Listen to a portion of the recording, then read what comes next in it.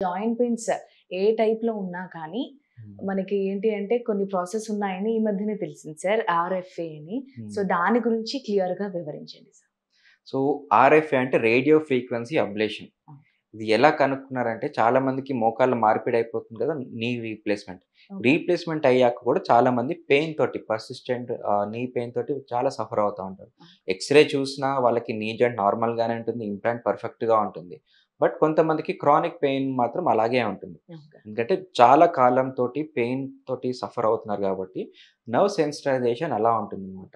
నొప్పి చేసే causative thing అంటే జాయింట్ అరుగుదల సింప్టమ్స్ లేకున్నా గాని నర్వ్ మాత్రం పెయిన్ సెన్సేషన్ అలాగే క్యారీ చేస్తుంది కొంతమందికి. అవును. అవును. హ్మ్.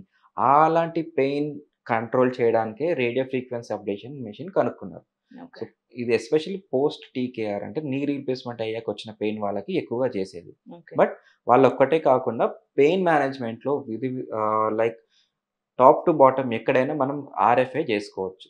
హెడ్‌ఏక్ నుంచి యాంకిల్ పెయిన్ వరకు ఎక్కడైనా ఆర్ఎఫ్ఏ ఉపయోగపడుతుంది.